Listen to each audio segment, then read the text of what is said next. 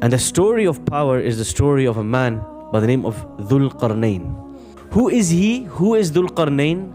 In this story of Dhul-Qarnain, we learn about 3 travels, 3 conquests of Dhul-Qarnain. This is the choice that Allah gives Dhul-Qarnain. This is the challenge of power. Power is alluring. Power is intoxicating. Power is a drug. Power can make you drunk. What is Dhul-Qarnain's principles? Oh Allah, this nation is now under my control. If somebody does something wrong, I will punish them. I am the man who's come to teach you how to be fair and just. It's very important as a leader. It's very important as a father, as a mother, as a store manager. So what do they ask him? They say, look, you're a big man. You have a big army. You have big resources. Right. Can you just make for us a wall between us and Yajuj and Majuj? When there is power, when you have control, when you have influence, you have something, first remember it came from Allah. Allah is saying, you can kill millions of people with it, or you can do something good with it. This is the test of power. What do you do? Because the Prophet ﷺ told us, how beautiful, how great is it for a righteous man to have a lot of wealth. This is a message to every masjid committee member, every father, every mother, every teacher, every taxi driver, every bricklayer, every scientist. Doesn't matter who you are. You have some influence, you have some power. Be careful. There will come a day when Allah will ask you about it. The 6th and 9th of August 1945 was the day, the first and the only time a nuclear bomb was used to annihilate an entire population, the population of the 2 cities of Hiroshima and Nagasaki in Japan, towards the end of the World War.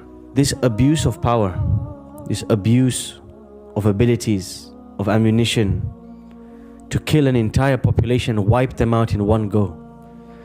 This happened in our history by people who claim to have been through the Enlightenment, people who claim to have been intelligent, people who claim to have studied science and philosophy and mathematics and humanities.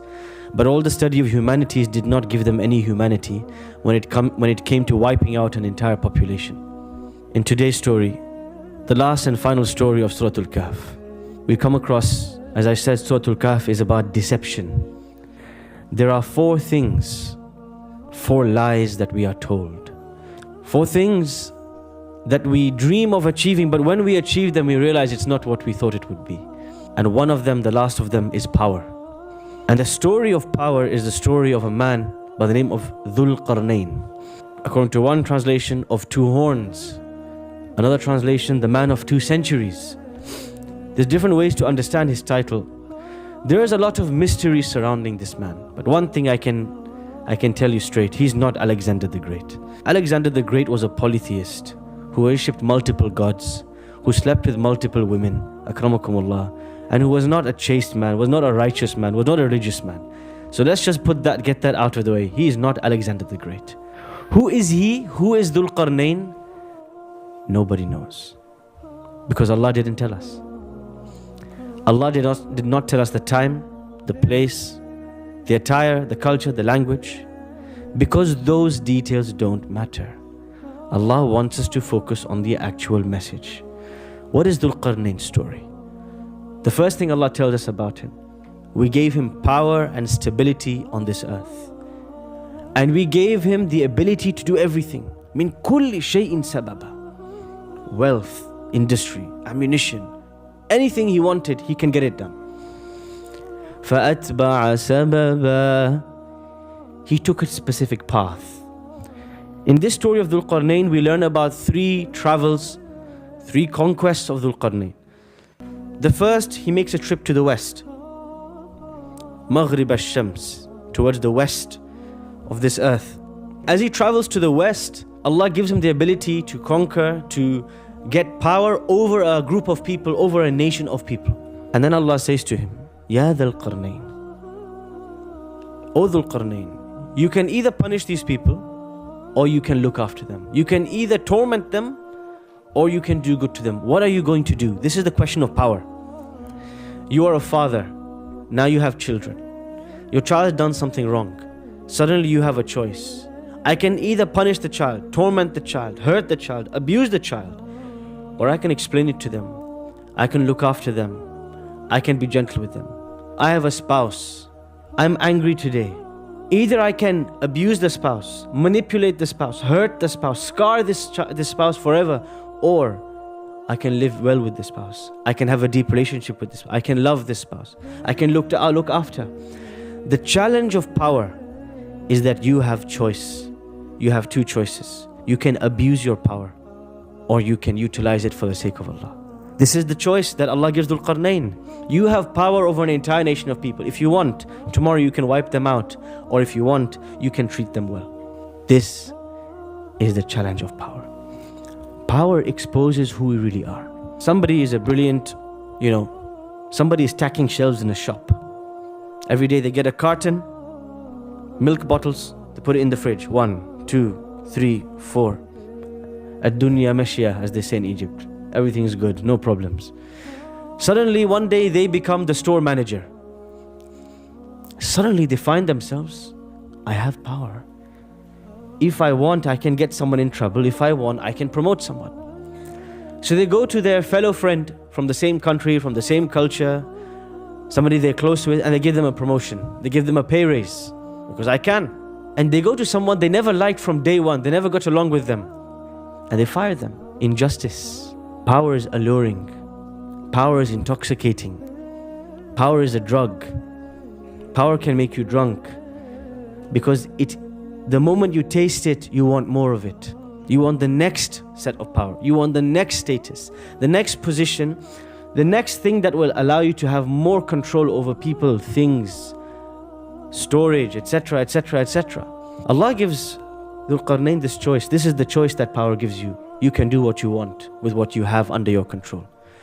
But Dhul-Qarnain sets out his principles, because power is not a bad thing. Influence is not a bad thing, if you have the right principles. What is Dhul-Qarnain's principles? قَالَ أَمَّا مَنْ ظَلَمَ فَسَوْفَ نُعَذِّبُهُ. Oh Allah, this nation is now under my control. If somebody does something wrong, I will punish them. ثُمَّ يُرَدُّ إِلَىٰ رَبِّهِ فَيُعَذِّبُهُ عَذَابًا نُكْرًا. And then, that punishment doesn't end here. This person will then go back to Allah and get another punishment. وَأَمَّا مَنْ آمَنَ وَعَمِلَ صَالِحًا. But if somebody in this nation is good, does good deeds and believes, فَلَهُ جَزَاءً الْحُسْنَى. I will treat them well, they will get rewarded. I will reward good and I will punish bad. Simple policy. I will be fair, I will be just. This is the test of power. One day the Prophet ﷺ is sitting under a tree, or rather he's dividing the spoils of war. When after a war, when the enemy flees, you get a lot of stuff, and he's dividing them fairly amongst his companions. And one Bedouin comes to him. "I'dil ya Muhammad, oh Muhammad, be fair, be just." "Wayhak, man a'dil in lam a'dil." He says, what's wrong with you? If I am not fair, then who can be fair? I am the man who's come to teach you how to be fair and just. It's very important as a leader. It's very important as a father, as a mother, as a store manager.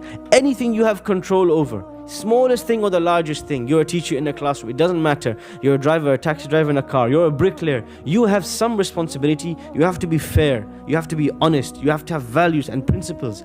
Otherwise, you abuse what you have in your control. He makes his policy clear.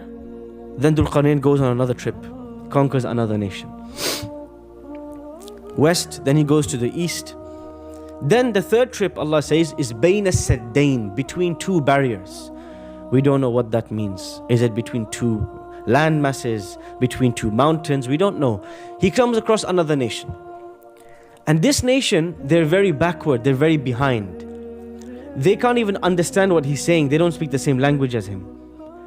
So he comes to a land between two barriers, and he has a language barrier, and then they ask him, can you please make for us a barrier? لا يكادون يفقهون قولا. They don't understand any language that he's speaking. May no speak the English. ما في Arabi. Yes? They don't speak his language. Okay. So what do they ask him? They say, look, you're a big man. You have a big army. You have big, resources, right? Can you just make for us a wall between us and Yajuj and Majuj? Can you make a wall between us and them? And we'll pay you for it. نَجَعَلُ لَكَ خَرْجًا. Of course, there's no conversation. This is all from sign language. Yeah, they're saying, make for us a wall using all your resources. We'll pay you for it. He says, قَالَ مَا مَكَّنِّي فِيهِ رَبِّي خَيْرٌ. Don't pay me, please. What Allah has given me in resource and strength, that's more important than what you have given me. Allah gave it to me. You see that? The first thing, when there is power, when you have control, when you have influence, you have something, first remember it came from Allah. مَا مَكَّنِّي فِيهِ رَبِّي خَيْرٌ. I don't want your money. He says, help me, let's work together. This is the other thing, cooperation. Let's work together and we will make a big barrier between you and these people who are threatening you, this nation, who are threatening to attack you, Yajuj and Majuj. And then he works with them. He asks them, he says, آتوني زبر الحديد. Give me the iron. Metal. Allah subhanahu wa ta'ala has a whole surah in the Quran named after metal, Surah Al-Hadid. Allah sent metal down as a resource to us. These elements, these ores, these aluminium, these steels, Allah sent them down. He created them within the earth, and He said there's two things. فِيهِ بَأْسٌ شَدِيد. With this metal you can create a lot of destruction. You can carpet bomb Gaza. You can create a nuclear bomb. You can finish an entire nation. You can do that. وَمَنَافِعُ لِلنَّاسِ. And you can also create microphones. You can create mobile phones. You can create good things with it. And this is the test. These powerful elements Allah placed inside the earth, from iron to gold to zinc to aluminium to titanium. Allah is saying, you can kill millions of people with it, or you can do something good with it. This is the test of power. What do you do? So what does Dhul-Qarnain do? He builds a wall, a protective wall for these people. He helps them out even though he doesn't need to. He helps them out. He says, don't pay me. I have enough. Let me help you. This is what power is about. Going out of your way to be in the service of others. And after he's done everything, he stands back and he admires his accomplishment. You know, sometimes, let's say once in a while when a man cooks in the kitchen and alhamdulillah the food is edible, he stands back and he says, Allahu Akbar, هَذَا رَحْمَةٌ مِّن رَبِّي. Wow, look what I have done. Somebody's at a mechanic, they finish repairing the car, they add some new body pieces, trim the wheels, they stand back. They feel a sense of accomplishment. I've done something. You're a teacher, you're a taxi driver, you're a bricklayer, you're a plumber. It doesn't matter. When you do something with your power, with your energy, with your ability, you stand back, you say, I've done a good job. This is the test, this moment. This is when he says, قَالَ هَذَا رَحْمَةٌ مِّن رَبِّي. He didn't say, look at my handiwork. I've done a fab job. He says, this is from Allah's mercy. When Allah's promise comes, He will destroy this. Everything I made, everything under my power, everything under my control, I shouldn't get deceived by it. I shouldn't buy into the lie. I shouldn't get attached to it. One day it will be nothing. One day it will be gone. وَكَانَ وَعْدُ رَبِّي حَقًّا. And Allah's promise always comes true. This is a positive example. The example of a leader who fears Allah, and how in need we are of such leaders within the Muslim Ummah. A leader who lives by principle and policy, who lives by justice and fairness, who helps the weak, supports the needy, uses their power and resources to build, not to destroy, to serve, not to annihilate. Power gives you choice, but as somebody said, with great power comes great responsibility. Is it a bad thing for Muslims to become powerful, for Muslims to become wealthy, for Muslims to become influential? No, it's not a bad thing, and we should aspire to this, because the Prophet ﷺ told us, نِعْمَ الْمَالِ الصَّالِحِ لِلرَّجُلِ الصَّالِحِ. How beautiful, how great is it for a righteous man to have a lot of wealth. But the key is, he said, righteous man, a righteous person. And if you don't have that fear of Allah, you will abuse and misuse what you have. August 1945, we learned the lesson from humanity that you could know as much philosophy as you want, as many languages, as much advancement in science and maths, and all of this stuff that we call progression, advanced civilization. But you can be so backward in your morals that you will kill an entire nation with one button. We learned this lesson. The most advanced nation on earth are the nation who fear Allah and who live by their principles. And whether you give them something small or something large, they are careful. We don't want to abuse what we have under our control. This is a message to every masjid committee member, every father, every mother, every teacher, every taxi driver, every bricklayer, every scientist. Doesn't matter who you are. You have some influence, you have some power. Be careful. There will come a day when Allah will ask you about it. Don't be deceived by it. Don't take the drug. Don't get intoxicated. Be responsible. Otherwise, there will come a day when you will pay the price of what you did.